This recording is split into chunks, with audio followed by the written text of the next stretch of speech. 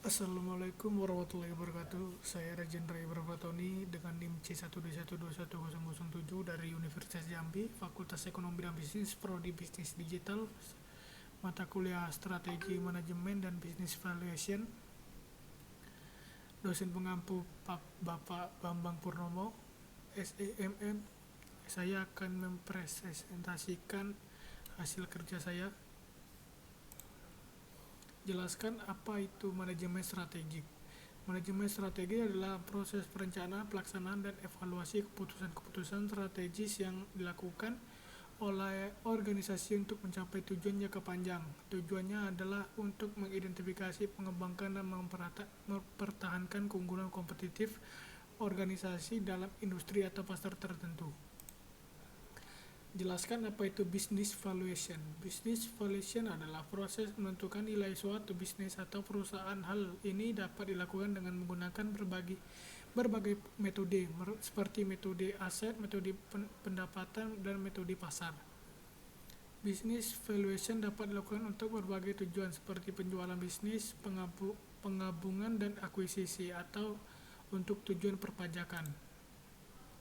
Apa manfaat manajemen strategis dan business valuation bagi organisasi? Manajemen strategis membantu organisasi untuk mencapai keunggulan kompetitif yang berkelanjutan dan menghasilkan nilai bagi para pemangku kepentingan.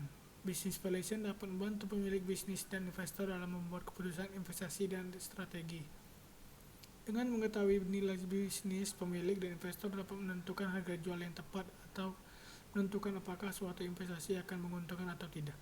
Selanjutnya, apa tantangan terbesar direksi atau CEO dalam memimpin suatu organisasi saat ini? Tantangan terbesar bagi direktur atau CEO dalam memimpin suatu organisasi saat ini termasuk meningkatkan efisiensi dan efektivitas operasional, mempertahankan atau meningkatkan pertumbuhan dan keuntungan, mengelola perubahan teknologi dan lingkungan bisnis yang cepat, serta mengelola risiko dan ketidakpastian.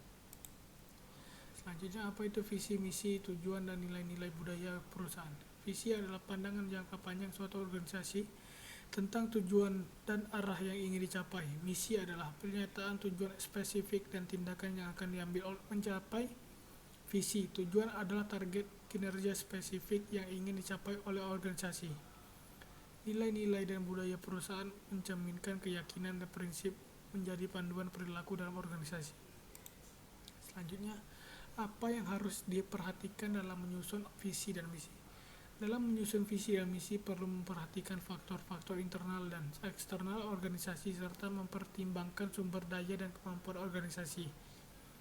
Visi dan misi harus memotivasi dan menginspirasi karyawan dan pemangku kepentingan serta memiliki kesesuaian dengan nilai-nilai budaya perusahaan. Visi dan misi juga harus bersifat realistis, spesifik, dan terukur sehingga dapat diimplementasikan secara efektif.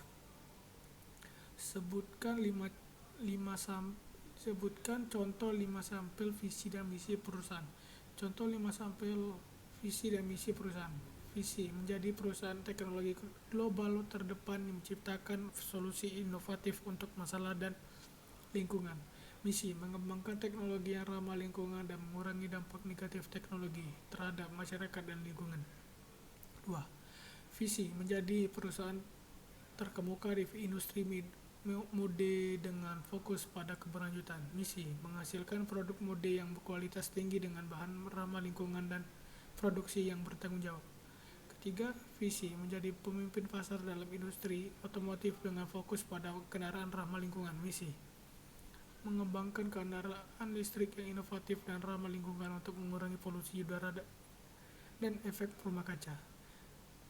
Keempat, visi, menjadi perusahaan farmasi terdepan dengan fokus pada penemuan obat baru yang efektif. Misi, mengembangkan obat-obatan inovatif untuk mengobati penyakit yang sulit disembuhkan dan meningkatkan kualitas hidup pasien. Terakhir, visi, menjadi perusahaan makanan global terdepan dengan fokus pada nutrisi dan kesehatan. Misi, menghasilkan makanan sehat dan bergizi tinggi dengan bahan-bahan berkualitas dan proses produksi yang aman dan terkendali.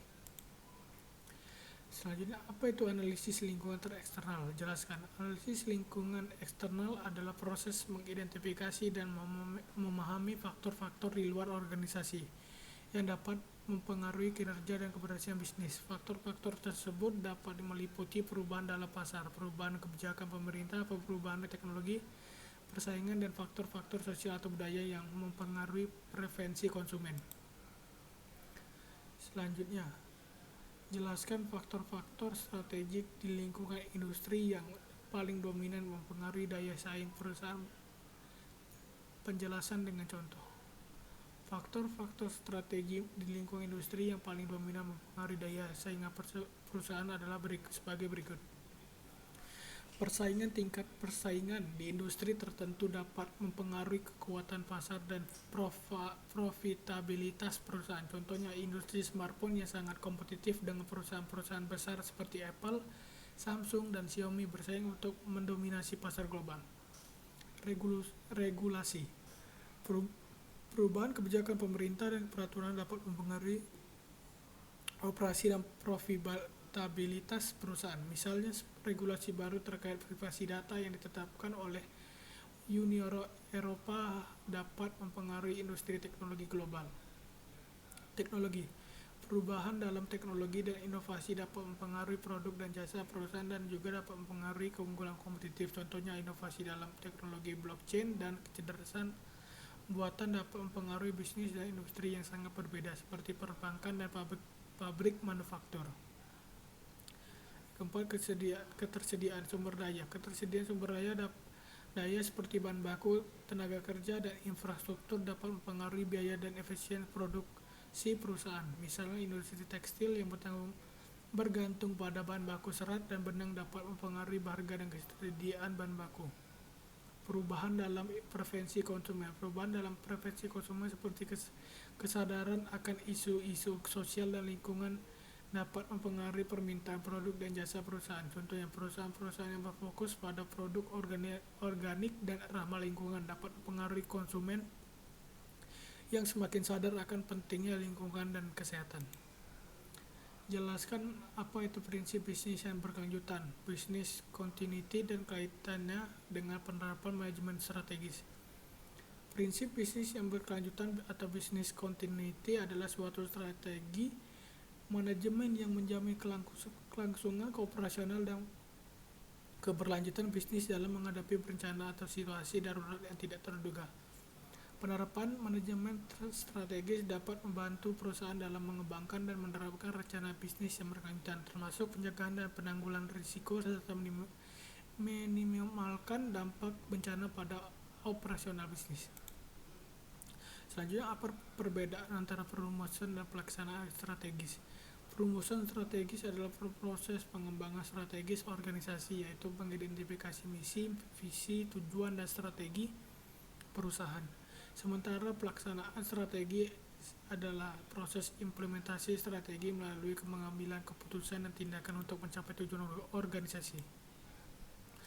Jelaskan 5 kekuatan yang mempengaruhi persaingan industri. 5 kekuatan yang mempengaruhi persaingan industri seperti yang dijelaskan oleh Michael Porter adalah: pertama, ancaman dari persaingan yang ada di industri. Kedua, ancaman dari produk pengganti. Ketiga, kekuatan tawar-menawar dari pemasok. Keempat, kekuatan tawar-menawar dari pembeli.